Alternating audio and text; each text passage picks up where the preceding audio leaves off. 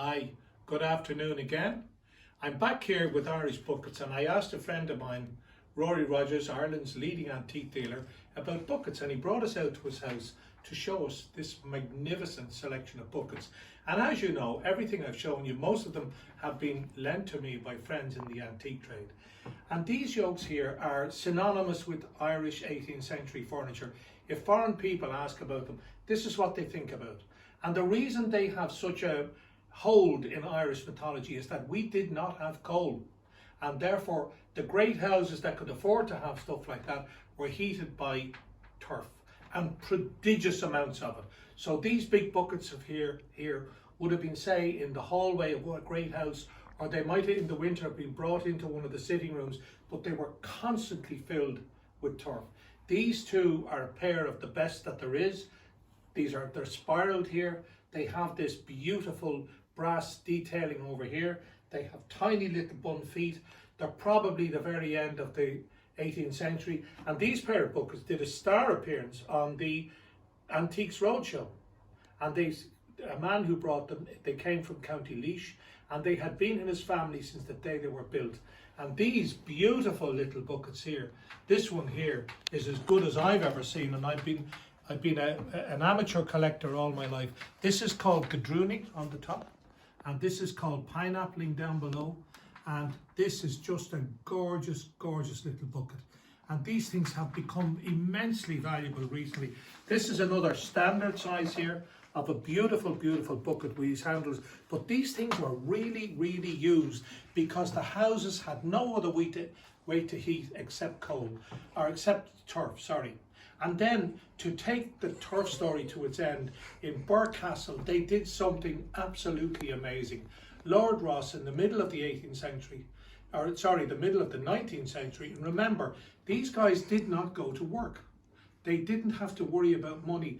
They lived in their huge domains, surrounded by servants, and a lot of them began to read. They became good at literature, but in the parsons of that castle became interested in science, and he set off to build the biggest telescope in the world, as you do.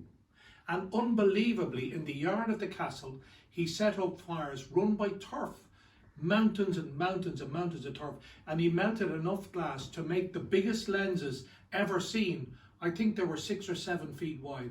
And then, unbelievably, he polished the lenses himself in the castle yard, and they built the Leviathan. And if you have a chance to bring your children to see something truly, truly amazing of our country and its heritage, get down to Birr and have a look at the greatest telescope in the world, which it was for nearly 100 years. And then, unbelievably, his son came along, Charles Parson, because that was their family name, and he invented the turbine engine. And what that meant was the average steam engine, the steam went in, it pushed the cylinder and out. And he said, why can't we use the steam many, many more times? So he used the same steam coming through and created the turbine engine, which now drives most of the big power plants in the world. That's where electricity comes from. And he wanted to get the Royal Navy to take up his design, and they wouldn't return his call at the time. So he did something which you can do if you have your own estates and unlimited money and don't have to go to work. He built his own trial boat of 100 square feet, 100 feet long, put in his turbine engine, and when the Royal Navy were in review at Spithead, which was the biggest navy in the world, 150 warships lined up, he turned up with his boat and he sped along at 2 or 3 times quicker than any other boat had ever gone before. 50 miles an hour, he went right up through the fleet, caused consternation.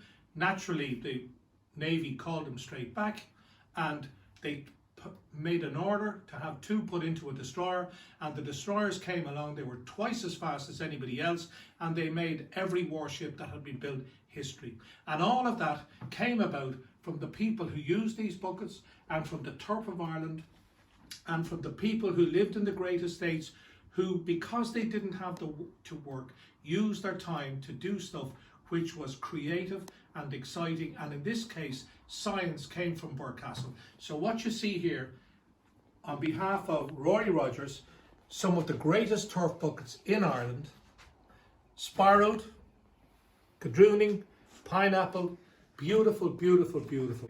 And as Michael Caine would say, not a lot of people know that. I can do a better Michael Caine than that.